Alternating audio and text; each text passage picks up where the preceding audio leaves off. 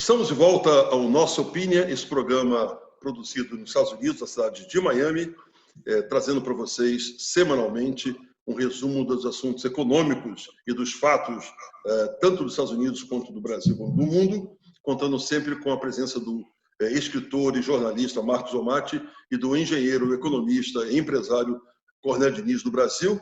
E essa semana é uma semana muito interessante. Hoje é 4 de julho de 2020, dia da independência americana, um dia muito importante aqui no país. São poucos feriados, mas os feriados são muito importantes. Um deles, se não um dos mais importantes, é o 4 de julho, é celebrado por todo o país, é uma grande festa, é realmente uma celebração maravilhosa. E nós estamos aqui muito felizes de estar aqui hoje e vamos começar sempre com uma boa notícia. Eu gostaria de passar agora para o nosso amigo Cornélio Diniz, para que ele inicie o nosso programa de hoje com a boa notícia. Cornélio. Olá, Jay. Olá, Marcos. Prazer enorme estar aqui novamente. A boa notícia da semana, na última quinta-feira, na pesquisa industrial mensal no IBGE, saiu a notícia que a produção industrial brasileira cresceu 7% em maio, frente ao mês de abril. Óbvio, os meses de março e abril tiveram um decréscimo de 26,3%. Então, a base de crescimento foi essa, né? Se compararmos com o ano de 2019, a produção industrial despencou 21,9%. Porém, a indústria está reagindo. Boa notícia para o Brasil!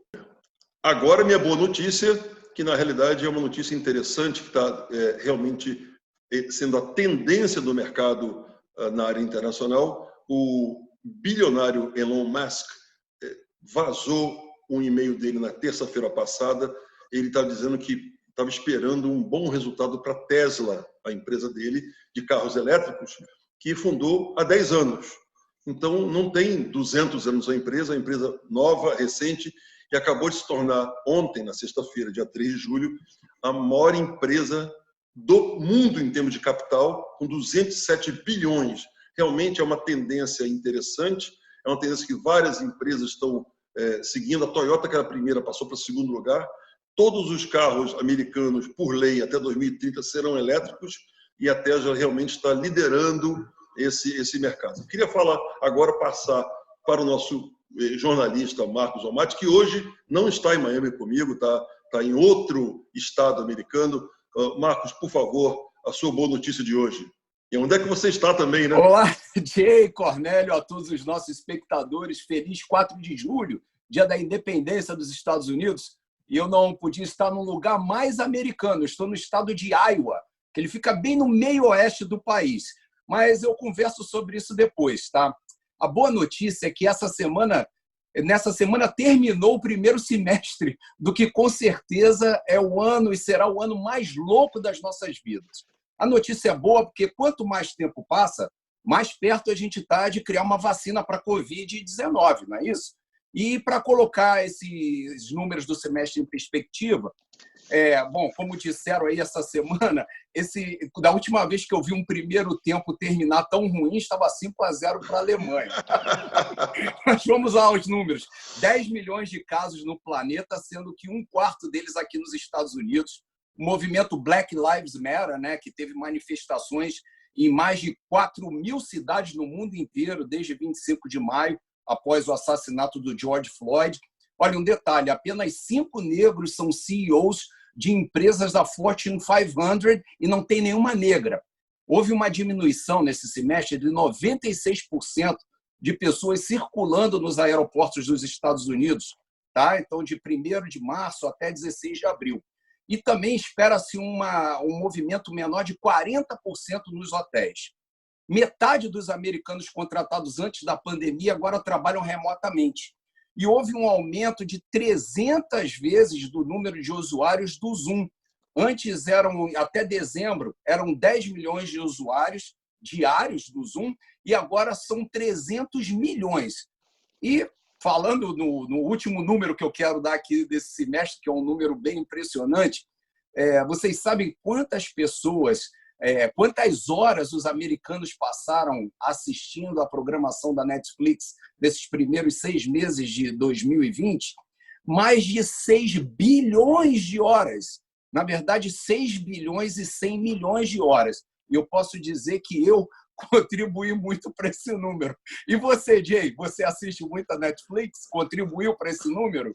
Acabou de falar o grande acionista da Netflix, Dr. Marcos Omati, de Iowa, no meio oeste americano. Aproveitando você, Marcos, vamos colocar aqui você na tela para que você possa nos dar a seguinte informação. Eu vou dividir essa pergunta em 3 etapas para você. Eu gostaria que você falasse um pouquinho sobre os Estados Unidos acabou de comprar toda a produção daquele medicamento que tem dado muito bom resultado, chamado Remdesivir. Estou até lendo aqui para não errar o nome do remédio.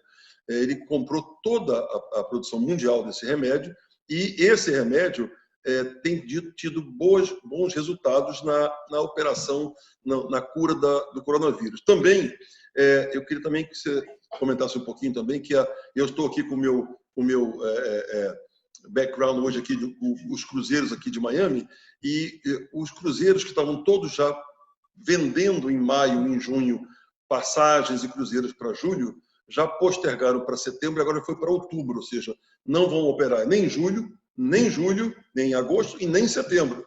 Um prejuízo de milhões e milhões de dólares por dia. E terminando, a United Airlines, ontem, sexta-feira, anunciou que vai inaugurar os voos dela, 25 mil voos, a partir já desse 1º de agosto, agora, que eles não podem esperar mais. São 3 perguntas para você. Qual a sua opinião, Marcos Omati, por favor? Bom, na questão do medicamento no combate à Covid, eu acho que o Brasil está despontando aí, com relação aos outros países, com esse coquetel que alguns médicos de algumas cidades estão usando, que inclui a malfadada hidroxicloroquina e outros 2 medicamentos, né? Eu acho que o Brasil está despontando, e se esses medicamentos, segundo os especialistas, né, se eles forem dados para os pacientes logo no início, tem uma possibilidade de cura muito grande. E esse outro que você mencionou também já tem sido citado há algum tempo, vamos torcer que dê certo. Com relação aos cruzeiros, você que deveria falar dos cruzeiros, meu amigo Jay, porque você é um especialista em cruzeiros. Você pega um cruzeiro aí cada 45 dias, não sei, mas, olha, na minha opinião, é um setor, talvez, o que mais vai demorar para se recuperar dessa pandemia, porque é uma coisa entendível. A pessoa fica com receio de embarcar num navio onde ele vai ficar 3, 4, 5 dias, uma semana, 2 semanas, 21 dias. Então é muito complicado. Eu acho que algumas empresas ainda vão quebrar nesse processo até tentar voltar aos níveis do ano passado, que, se eu não me engano, foi um ano recorde em número de cruzeiros e passageiros no mundo. Eu viajei anteontem aqui para Iowa e eu viajei pela American, né? E a American já está um esquema normalizado. O voo veio lotado a partir do dia 1º de julho, anteontem, ou 3 dias atrás, eles anunciaram que não mais iam separar aquela fileira do meio. Veio todo mundo de máscara, bem legal, não houve nenhum problema. Em Miami, o aeroporto muito vazio, mas também eu cheguei às 4h30 da manhã, meu voo era às 6 da manhã, então a gente não pode esperar que haja muitas pessoas, mas muito mais vazio do que o normal, mas todo mundo usando máscara. Em Charlotte, na Carolina do Norte, onde foi a minha parada, eu diria que, pelo que eu calculei, que eu vi, entre 10% e 20% das pessoas, apesar de a cada 3, 4 minutos anunciarem nos alto-falantes que naquele aeroporto especificamente era obrigatório o uso de máscara. Mesmo assim, havia algumas pessoas, eu calculo, entre 10% a 20% sem máscaras. E aqui em Iowa, como não há uma obrigatoriedade, o governo não obrigou, é muito interessante. Você vai ao supermercado, você vai ao posto de gasolina, você vai a um restaurante e depende da pessoa. A pessoa decide se ela quer usar ou não a máscara. Então, eu diria que, como o americano diz, 50-50, né? 50% usam, 50% não usam máscara. Obrigado, Marcos Omati, com essa explicação até interessante em relação a quem está viajando de avião aqui nos Estados Unidos. Vamos mudar agora para o nosso amigo Cornélio Diniz, que eu tenho também 3 perguntas para você, Cornélio.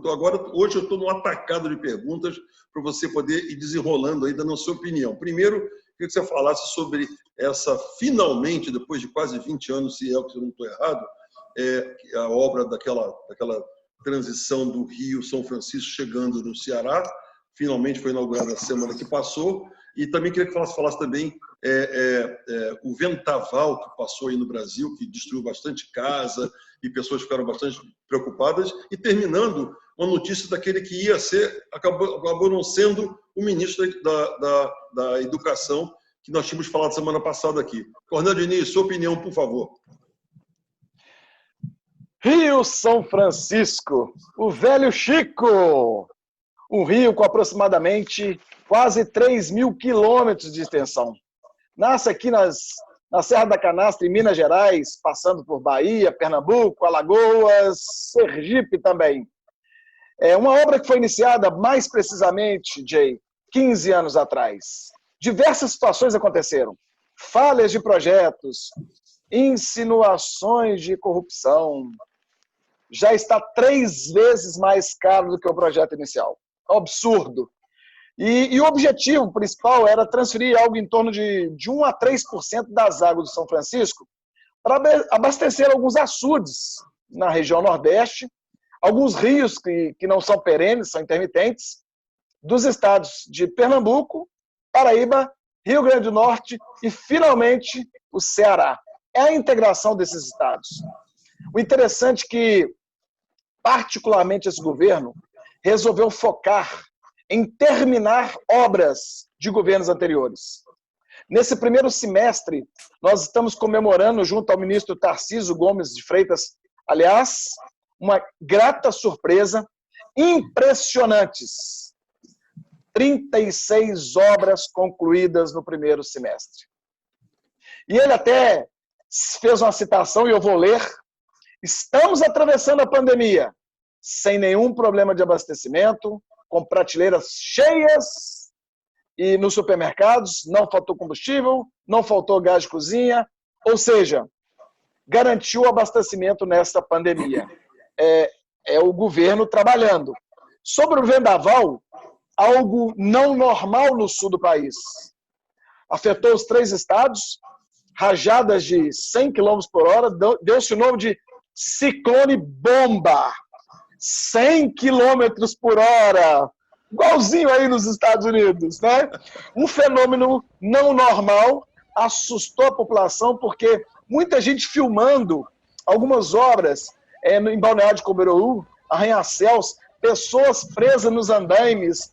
Foi assim, algumas imagens bastante impressionantes, muito impressionante, né?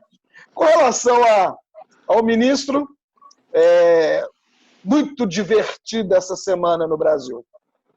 Devido a algumas incoerências na formação profissional, né, o ministro Carlos Decotelli achou por bem pedir sua demissão, né?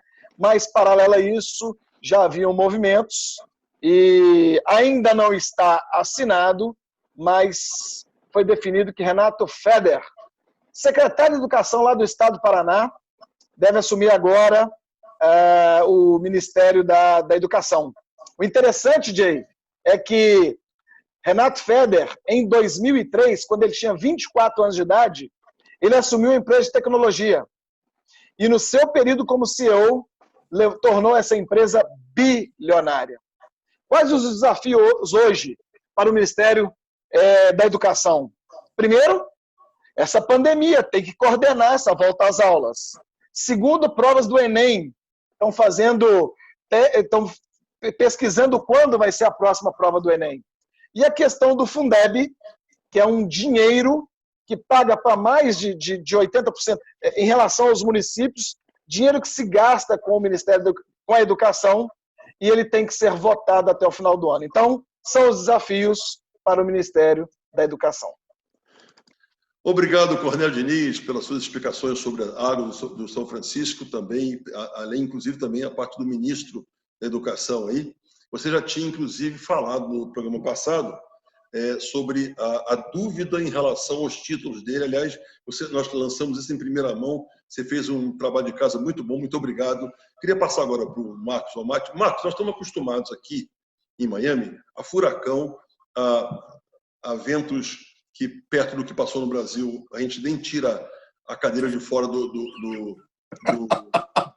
É verdade, né? Aqui 100 km por hora e nada é uma coisa, porque a gente está acostumado com 300, 250 e quebra tudo. Então, me fala um pouquinho. Aí em Iowa tem também tornados e também queria aproveitar, já que você está aí, para explicar essa grande diferença ou confusão que as pessoas fazem, porque os Estados Unidos têm vários estados têm uma referência de um símbolo. E qual é o símbolo aí de Iowa, por favor? Olha, Jay, eu já passei por algumas aí em Miami complicadas. O Andrew, em 92, foi o primeiro e o mais, né, o que causou mais danos até hoje. Já passei por Vilma, Maria... Katrina. Enfim, Katrina. É um abecedário inteiro aí nesses quase 30 anos de Miami. É complicada a situação. Aqui em Iowa, eles têm o tornado, né? Aliás, nessa região toda do meio oeste americano tem o tornado. E aqui a brincadeira que eles fazem é que também tem o ciclone. Por que tem ciclone aqui? Porque é o símbolo da Iowa State University, é o símbolo dos times dessa universidade, do time de futebol americano, de basquete, então eles brincam que aqui tem ciclone. Uma curiosidade, e essa é uma coincidência daquelas assim impressionantes, é que essa universidade é de uma cidade chamada Ames, e que, coincidentemente, é a cidade onde a personagem principal do livro que eu escrevi, do Comando Verde, a Deborah Ann, ela é nascida nessa cidade de Ames, aqui em Iowa. Uma coincidência que eu achei interessante mencionar. Com relação ao produto daqui, quando eu venho para Iowa, as pessoas falam: poxa, Marcos, vai comer muita batata? E eu falo: não, gente, batata é de Idaho. Idaho é o maior produtor de batatas aqui dos Estados Unidos, as batatas grandes, deliciosas, que eles abrem, colocam recheio, queijo, etc. Iowa é produtor de milho, um milho maravilhoso, um milho docinho. Aliás, Jay, você já deve ter comido muito milho aqui de Iowa, porque você já morou aqui, meu amigo. Já comeu muito milho de Iowa? Já sim, e a saudade é muito grande. Iowa é um estado muito interessante, calmo, pessoas muito educadas, espetáculo. Uma das coisas que me chamaram a atenção é que há 70 anos atrás, quando eu morei aí, não existia chave na porta. A porta só tinha maçaneta, não tem tranca. É impressionante isso. Quando minha mulher e eu fomos aí, ela não acreditava. Eu falei: não tem. Ela foi até uma surpresa para ela. Mas queria falar um pouquinho agora com o Cornélio. Cornélio, queria a sua opinião sobre esse vai, vem e volta da Bolsa de Valores do Brasil, da Bovespa, que eu tenho aqui os dados seguintes. Dia 23 de janeiro, a Bovespa bateu o recorde de 119 mil pontos. No dia 23 de março, ou seja, 2 meses depois, veio a 63 mil pontos e agora voltou na quinta-feira ou sexta-feira, ontem, acho que 96 mil pontos, mais ou menos. E também queria que você comentasse também, por favor, Cornélio, nosso economista e engenheiro, que maravilha a redução dos juros mensais do cheque especial da Caixa Econômica Federal para 1,8%. Por favor, sua opinião. Jay, muita gente ganhando dinheiro na Bolsa de Valores aqui, viu? O índice Bovespa, ele mede o desempenho das ações mais negociadas na Bolsa. O interessante é que o mês de junho fechou com a alta de 8,76%. Ou seja, valorização de 30% agora. Porém, está abaixo, aproximadamente 20%, lá de janeiro. O que influencia isso? Lógico, as notícias econômicas, a situação política, o judiciário, o contágio, tudo isso gera incertezas. E essas incertezas provocam essas oscilações estratosféricas da Bolsa. Óbvio, quem está preparado se locupetra, outros não. O interessante é que, qual que é o cenário para os próximos meses? As pessoas me perguntam: Cornélio, você que é economista, e a Bolsa, como é que está? Realmente, existe uma tendência de alta. Apesar da pandemia, apesar das situações, existe um cenário econômico que a China vai abrir, vai ter a melhoria. Muitos estrangeiros tiraram o dinheiro da Bolsa Brasileira, porém, como a taxa de juros está muito baixa, o povo que deixava o dinheiro na sua cadeia de poupança, que guardava o seu dinheiro em renda fixa, está migrando para traders, está migrando para os bancos, para que apliquem seus recursos em bolsa de valores. Isso é uma novidade para o brasileiro. O brasileiro não tem o hábito de investir em bolsas. E com relação aos juros, o americano não sabe o que é juro alto. Juro de cheque especial no Brasil é inacreditável. Tivemos meses de 10%, 12%, 15% ao mês no cheque especial. Interessante, tinha banco que dava 10 vezes sem juros. Como pegou a gente? E aí vem a Caixa Econômica Federal agora, uma política agressiva. Óbvio, nós estamos tendo redução da taxa Selic, 1,8%. Inimagináveis 1,8%. Eu sou a favor. Preparem-se. O Brasil vai explodir no segundo semestre positivamente, hein? Aguardem. 2020, 2021, aguardem. Olha, Cornélio, você acabou de você tirou a minha história. Eu ia falar isso aqui agora. Sabe por causa de quê? A Bolsa, eu estou nesse mercado exatamente só há 42 anos. Quando a Bolsa começa a subir, sem as pessoas perceberem, os investidores, as análises dos fundos internacionais estão na nossa frente há muito tempo. Há muito tempo. Eles estão pensando só em março, abril, maio, junho de 2021, 2022. Então, você acabou de realmente falar uma coisa interessantíssima. Vai realmente ter uma recuperação muito importante. 2,25 no Selic é uma taxa anual baixíssima. As pessoas vão migrar da poupança para outros investimentos, não só bolsa de valores, mas também meios de produção. Tomara que a gente tenha realmente uma excelente recuperação econômica, que não é fácil. Não é fácil. Vamos mudar um pouquinho para o Marcos Solmati, porque eu queria que ele falasse um pouquinho só da importância, diferente, é estranhíssimo. Você imagina o Tocantins do Brasil, ou o Piauí no Brasil, ser o estado mais importante na área política e econômica. Fala um pouquinho para a gente, Marcos Solmati, dá a sua opinião em relação ao que é caucus, por que Iowa é sempre o primeiro para dar o pontapé para as eleições, não só presidenciais, mas também governamentais nos Estados Unidos. Bom, o que Iowa fez, como é um estado pequeno, né, e não muito rico, né, não produz assim tanta coisa, o que eles fizeram? Para ganhar mais representatividade, eles decidiram trocar a data, e eles são o primeiro estado onde as primárias americanas acontecem, tanto do Partido Democrata quanto do Partido Republicano. E o fato mais interessante, que é o que chama muita atenção, é que eles ainda se reúnem no que eles chamam de caucus, né? Que são grupos que remetem-se à Grécia antiga, aos primórdios da democracia, quando as pessoas se reuniam nas praças e aí o político perguntava e as pessoas levantavam a mão se estavam de acordo ou não estavam de acordo, podiam expressar suas opiniões, e eles fazem isso, guardadas as devidas proporções, a isso aqui em Iowa, nesses caucuses. Então, normalmente, tradicionalmente, aliás, essa coisa dessas reuniões acontece aqui desde 1800.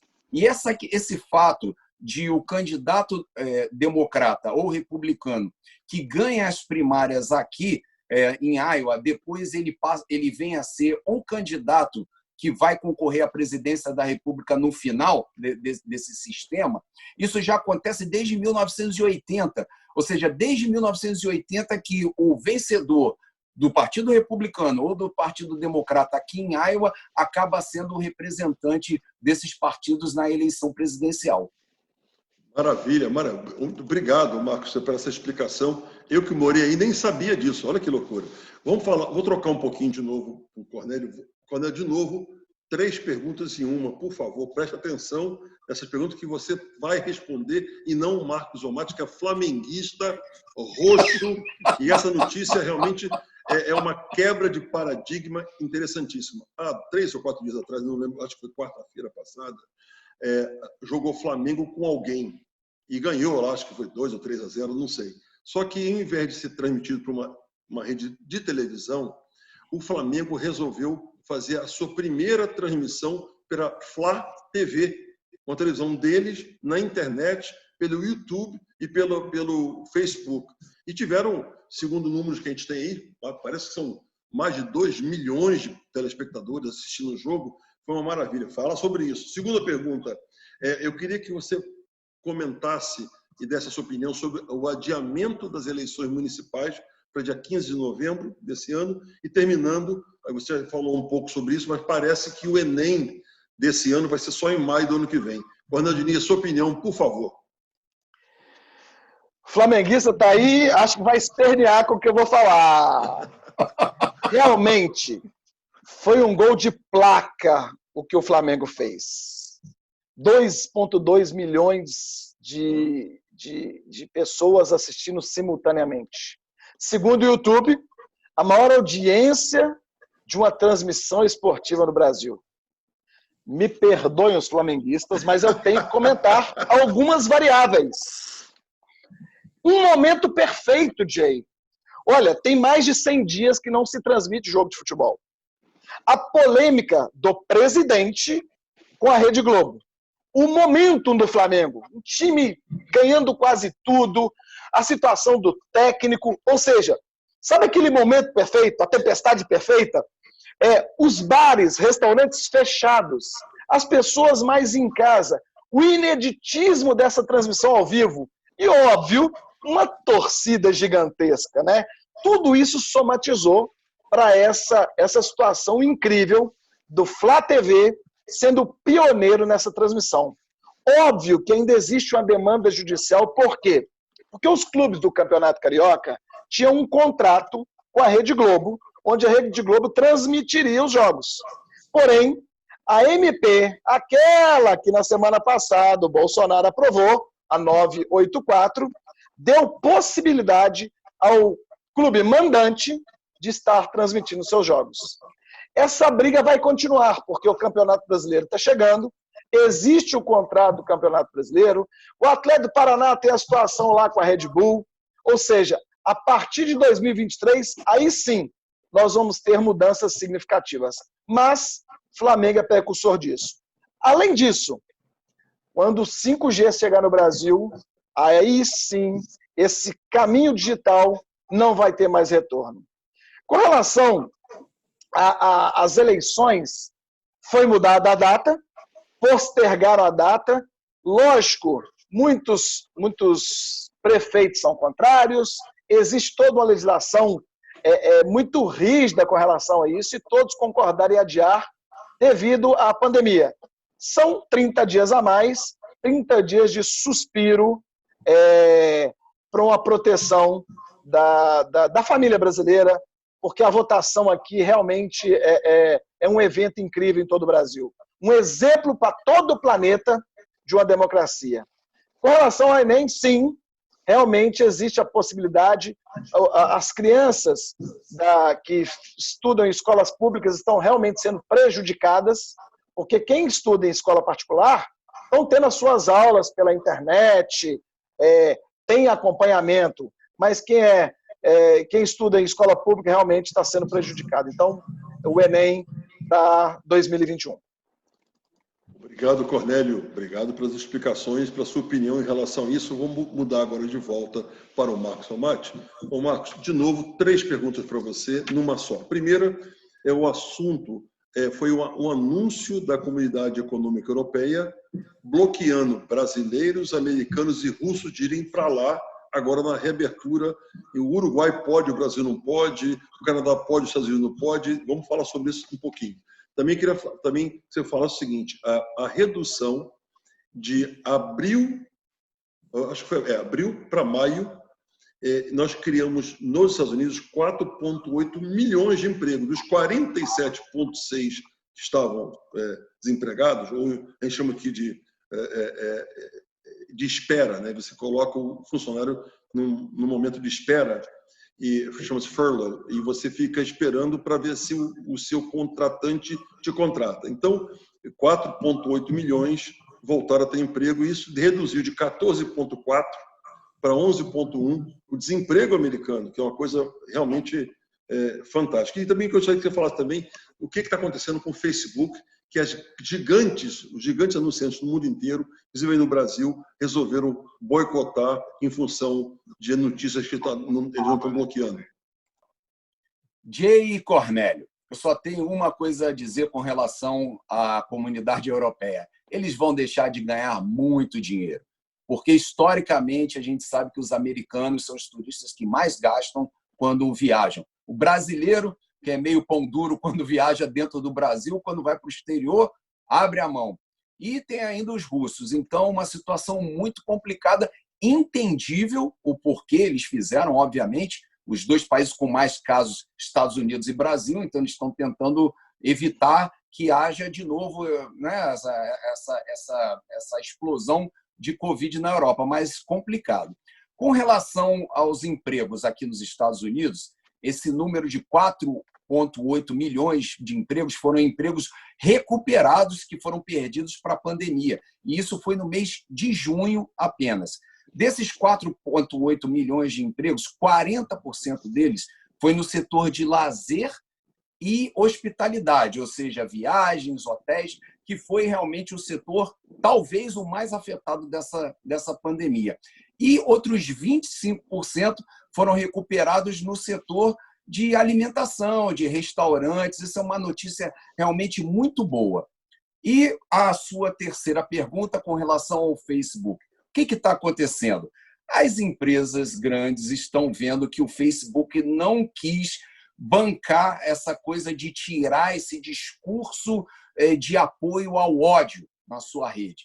Então, o que as empresas viram? Eles viram que essa coisa de Black Lives Matter, né, vidas negras importam, está se espalhando de uma maneira impressionante, chegou a todas as classes sociais, a todas as cores de pele e principalmente aos jovens, aquele mercado que os marqueteiros adoram, né, perseguir, porque é um mercado importante, de 18 a 45 anos. Então, empresas como Coca-Cola, Adidas, a minha marca de sorvete favorito, que eu adoro, a Ben & Jerry, eles decidiram fazer um boicote de 1 mês e vamos ver o que o Mark Zuckerberg, o fundador, dono da Facebook, vai fazer, porque quando mexe no bolso, meu amigo, os americanos chiam.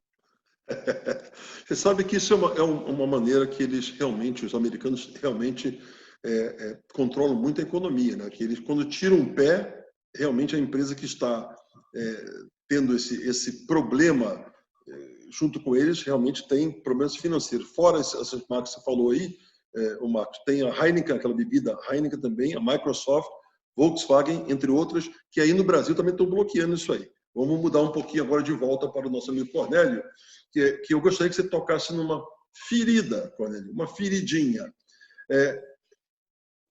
Foi informado que tem um grupo de advogados no Brasil criando o maior processo jurídico do mundo em função das decisões do STF. Então, eu queria que você falasse um pouco sobre isso, dessa sua opinião, juntamente com o Tribunal de Justiça de Minas Gerais, que está passando alguns momentos aí apertados, e a famosa e querida tia Eliana, que nos deixou essa semana. Por favor, Cornélio, sua opinião. Maior processo jurídico do Brasil em função das decisões do STF. Um grupo de advogados corajosos resolveu enfrentar determinadas situações que estão acontecendo aqui no Brasil, em relação a determinadas situações do STF. Nós temos na nossa Constituição que os poderes do Brasil são independentes e harmônicos entre si, o Legislativo, o Executivo e o Judiciário. Dentro do ordenamento jurídico também, e me perdoe os advogados, existe quem processa, existe quem investiga e existe quem julga. Porém, num determinado processo, basicamente fake news, as situações parecem que se inverteram. Ou melhor, a vítima, ela está processando, a vítima, o STF, ela também está investigando, e a pergunta é, quem é que vai julgar? O próprio STF. Esse grupo de advogados resolveu ingressar na comunidade internacional com processos contra essa situação. Essa semana tivemos um jornalista preso e que hoje, ou melhor, na sexta-feira, se transformou em blogueiro, já não é mais jornalista. E o interessante é que os jornalistas não estão protegendo. Por quê? São situações interessantes. Em Minas Gerais, a nova diretoria do Tribunal de Justiça de Minas Gerais assumiu. Por que a gente está falando sobre isso? É porque o prefeito de Belo Horizonte, ele praticamente proibiu qualquer tipo de aglomeração. Mas o Palácio das Artes foi liberado para que houvesse essa posse, essa cerimônia. A pergunta é, todos somos iguais perante a lei. Mas por que alguns são mais iguais que os outros? Será que outra empresa comercial conseguiria fazer um evento desse? É a interrogação. E, realmente, infelizmente, essa semana, já que nós estamos falando do Brasil e Estados Unidos, nós tivemos a morte da tia Eliane, a precursora, a pioneira. Ela que começou com as viagens dos sonhos das meninas e meninos na sua primeira visita à Disney. E foi uma perda irreparável para Minas Gerais, principalmente. Eu estou vendo que o Cornélio, com certeza, já viajou com a tia Eliane, tá? O coração dele está apertadinho aí, mas ela realmente criou uma fama maravilhosa. Vamos ficar juntos aqui na tela, porque estamos chegando ao final desse programa, agradecendo mais uma vez aí a participação e a gentileza do Marcos Almaty, jornalista, escritor, e do engenheiro e nosso querido economista e empresário Cornélio Diniz. Mas antes de passar para eles, para dar a dica da semana, eu gostaria de falar o seguinte: 4 de julho de 2020, sábado, Independência dos Estados Unidos, um dia importantíssimo nesse país, um dos feriados, são poucos aqui nos Estados Unidos, mais importantes. Realmente é um privilégio ver um país patriota, batalhador e, com toda certeza, vai voltar dessa pandemia numa velocidade bastante impressionante para quem realmente entende um pouco de economia, e a Bolsa já está sinalizando isso aí. Mas eu gostaria, antes de passar para o Marcos, para ele dar a dica da semana, que ele sempre dá dica de entretenimento, hoje acertei, tá vendo? Entretenimento. Eu queria agradecer a dezenas de amigos do Cornélio, do Marcos e meus amigos, que nos mandaram informações e dicas e críticas e orientações em relação ao programa. Muito obrigado pela gentileza. Nós estamos aqui começando um projeto com a ajuda de vocês e é um privilégio de realmente entrar na casa de vocês, no celular de vocês, bater um papo e fazendo um resumo dessa semana. Marcos Almaty, por gentileza, eu gostaria da sua dica da semana, por favor. Jay, você falou das comemorações do 4 de julho, né? Antes da minha dica. Infelizmente, hoje à noite não vai ser como a gente está acostumado a ver, né? Aquela celebração linda. Tem muita gente que criticou o uso de fogos de artifício para não parecer que estão comemorando uma data num momento tão complicado para várias pessoas. Então, as comemorações vão ser muito reduzidas. Houve uma diminuição de 80% no número de consumo de fogos de artifício para essa data, e é um mercado, que eu aprendi agora pesquisando, que gera $1 bilhão por ano nos Estados Unidos, o mercado só de fogos de artifício. Enfim, vamos para a minha dica. A minha dica é algo que eu nunca imaginei que eu fosse indicar para ninguém. Uma peça filmada. E por que eu estou indicando uma peça filmada que é a Hamilton?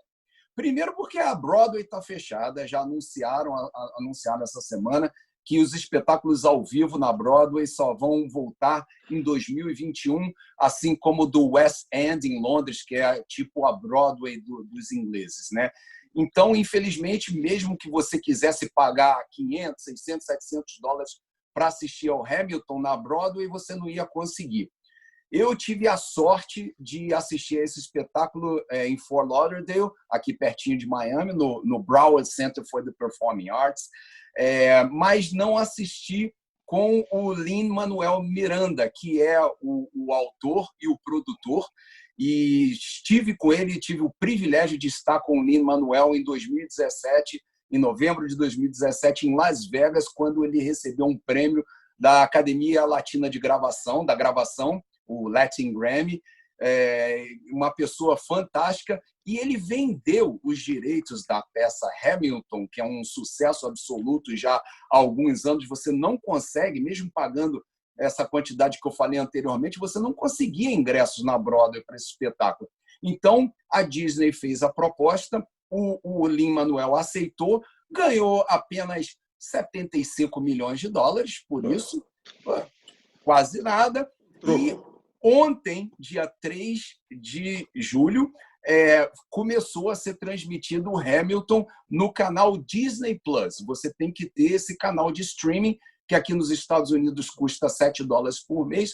No Brasil, eu ouvi dizer que você pode adicionar a sua provedora de canais, você acrescenta, parece que sai $2. Olha, vale a pena, nem que você tenha que assinar o Disney Plus só para assistir ao Hamilton e depois você cancela a sua assinatura. A peça é espetacular.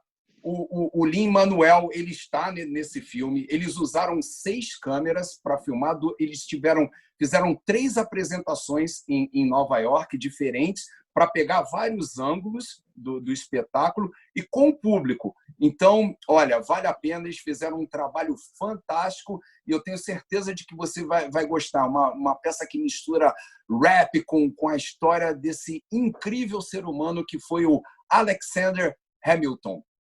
Obrigado, até semana Marcos. Que vem. Obrigado, Marcos. Obrigado. Realmente, ele não terminou com o Netflix dessa vez, mas ele começou com a Netflix. O investidor da Netflix, o acionista internacional da Netflix. Olha, Cornélio Diniz, nosso querido Cornélio Diniz, nosso economista, engenheiro, empresário, um homem que está realmente abrilhantando nosso programa toda semana. Qual é a sua dica da semana, Cornélio? Dica da semana. Qual é o oposto de sucesso? Não é fracasso, é desistir. Muitas pessoas nessa pandemia ficaram chocadas, preocupadas. A minha dica é, nessa semana, tenha atitude e parta para a ação. E a partir dessa semana, você constrói o seu segundo semestre maravilhoso. Um excelente segundo semestre de 2020. Obrigado, Cornélio Diniz. Realmente, nunca desistir, realmente é o lema de todos os vencedores. Eu queria dar a minha dica é muito mais simples, é muito voltada aos brasileiros. A minha dica é o seguinte, o dólar está 5,30, 5,40, muito caro. O brasileiro não pode mais viajar nem para os Estados Unidos, nem para a Europa. Então, como o Marcos falou no início do programa, o brasileiro gasta muito pouco no Brasil, não seria a hora da gente dar uma olhada nas belezas naturais do Brasil, valorizar a fauna, a flora, a culinária, o folclore, porque o Brasil é realmente um continente, gente. Se a gente colocar os países todos da Europa dentro do território brasileiro, sobra território. E é lindo, e eu acho que é o momento da gente ajudar o Brasil viajando dentro do Brasil. E, por outro lado, fora, não só viajando dentro do Brasil, mas também comprando produtos brasileiros, made in Brasil. Em vez de ser feito na China, feito no México, feito na Tunísia, o que é feito no Brasil é muito bom também, e você vai estar ajudando o artesão, o empresário e o industrial brasileiro. Por isso que a indústria brasileira subiu aí os 7%, 8%, quando ele falou no começo do programa. Olha, muito obrigado, gente, pela gentileza. 4 de julho, uma data importante aqui nos Estados Unidos. Que vocês tenham uma excelente semana. Obrigado, Cornélio. Obrigado, Marcos. Marcos, cuidado aí em Iowa, que você pode ser atingido por algum milho na sua cabeça. Que tenha uma boa viagem de volta. Cornélio, um abração grande e vai assistir mais um outro jogo do Flamengo no Flá TV. Um abração grande, até semana que vem. Um abraço, tchau.